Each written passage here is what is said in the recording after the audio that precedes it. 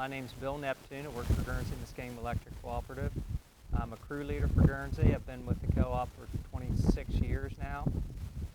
I started growing giant pumpkins about 16, 17, 18 years ago, something like that. Just got interested always been interested in growing things, and saw a guy that was growing giant pumpkins, and he had a 500 or 600 pound pumpkin, and I couldn't believe the size of that. So he got me started, gave me some seeds, and normally when I start something like this, I want to try to do the best I can. So I just kept going on and joining some clubs and learned to be a lot better grower, and just started getting some really big ones. And so it's been a real fun hobby, and it's a family hobby. Everybody tries to help out when I'm growing, and I have friends and family that help me come over and help do the weeding and all the maintenance that's required with these giant pumpkins.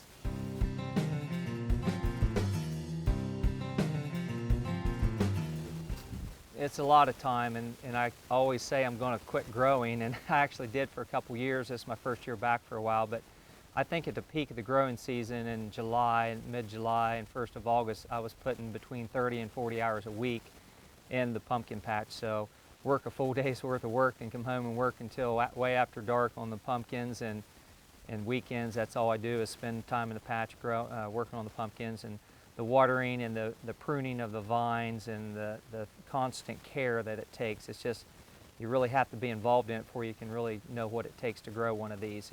People ask me all the time, how can you spend that much time in the patch? Well, it is a tremendous amount of work with everything you have to do to grow something like this.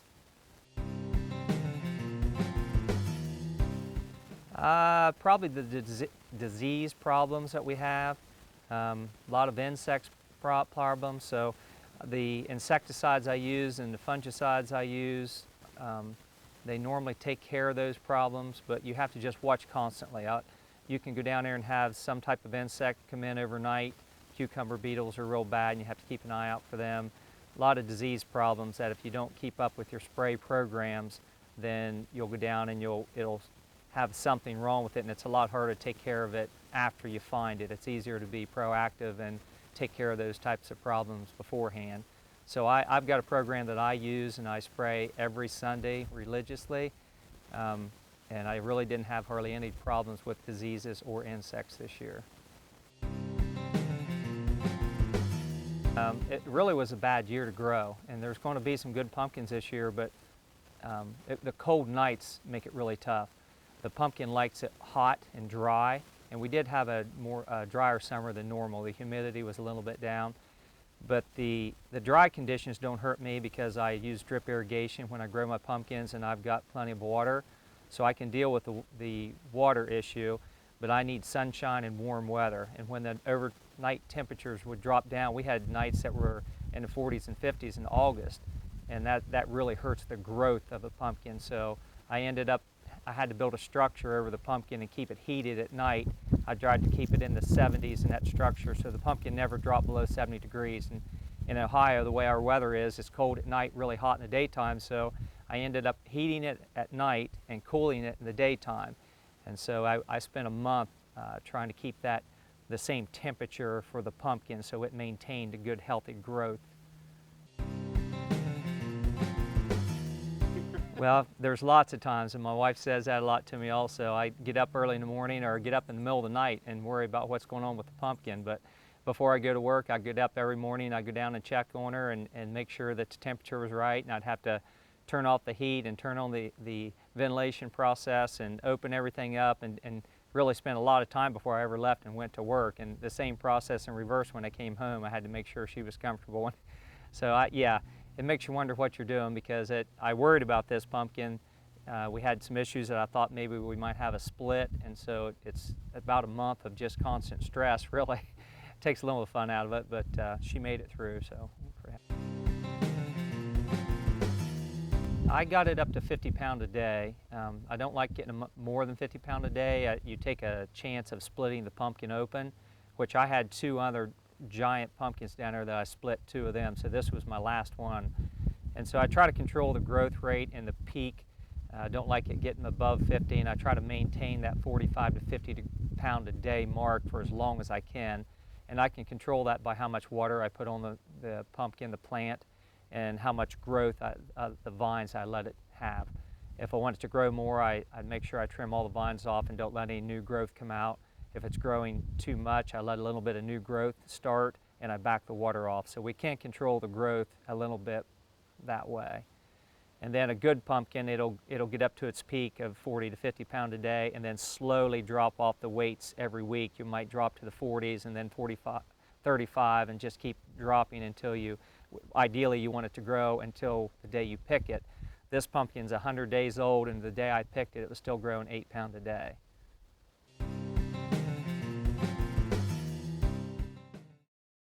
I belong to that club, and I belong to the Ohio Valley Giant Pumpkin Growers Club.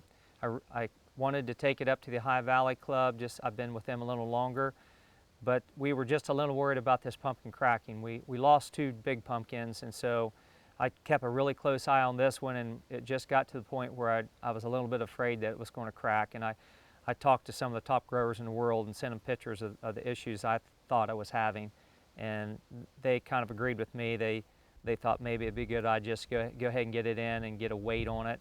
And so I really stressed over that decision for a long time, but we ended up picking it and loaded on the trailer, and when I got it weighed in, I was happy we made that decision. It's a really good club and a great bunch of guys down there.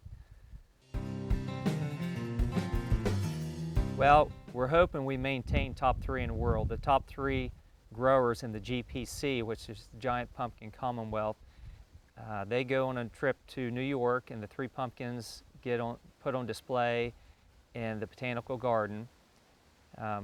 The GPC takes care of everything. They'll haul my pumpkin to New York, and it'll be on the Today Show if it maintains in the top 3, and then go on to the Botanical Garden and spend the rest of the fall there, and they'll harvest the seeds for me and they'll send it back. If we don't go there, then I'll make a display here, and we try to set up a real nice display with our pumpkins and our watermelons, and then people come by and they take a lot of pictures. We get a lot of company coming over bringing their kids and grandkids. You want the best genetics possible. Luckily, I know a lot of the top growers in the world, and we trade seeds. Ron Wallace sent me a seed out of his 2009 pumpkin, which is a great genetic pumpkin. Quinn Warner sent me a seed out of his 1730, another great genetic pumpkin. I crossed those 2 together. The mother to this plant, or this pumpkin, was a 1730 Warner, and then I pollinated it to the 2009 Wallace. So real good genetic cross. It's not much different than with cattle or horses. We want the best genetics that we can in our animals or our pumpkins. So that's what I do. I try to plant the best genetics possible, and when you do that, you usually end up with something pretty good. And there's a lot of good ones out there this year out of that 2009 and the 1730, so those are proven seeds that they will produce something nice. Well, it's been our goal for a long time to set the new state record, and Christy Harp has held that record for quite a few years with 1725. So we thought this year we had a good chance of beating that. We had 3 really nice pumpkins, and there's a lot of good growers in Ohio, so we knew we had to get something up near 2,000 this year to get that record. And I hold it for now. There's a lot of good pumpkins out there. I know that Bob's got some good ones down at Circleville, and Cecil does, so if those guys come in with one bigger nest, that's great for them. For just a little while, we held the state record watermelon and state record pumpkins, so I'm pretty proud of that fact. And right now, we're the biggest pumpkin in the United States, so we're pretty proud of that too. Well, I don't know. I guess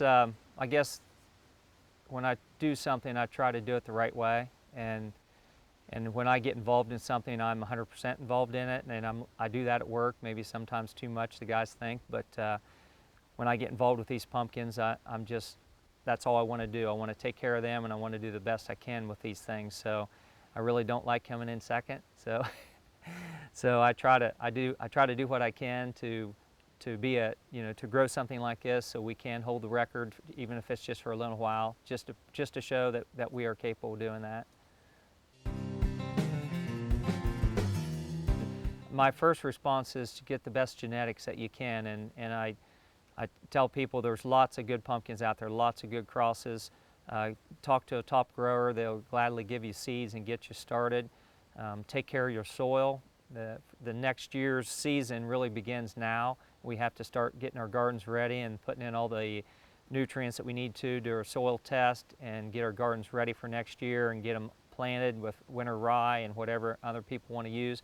But that process starts now. You can't wait till next spring to jump out there and start doing something. So if you really want to grow, if you want to keep increasing your weights on these pumpkins, you really need to take care of your soil first.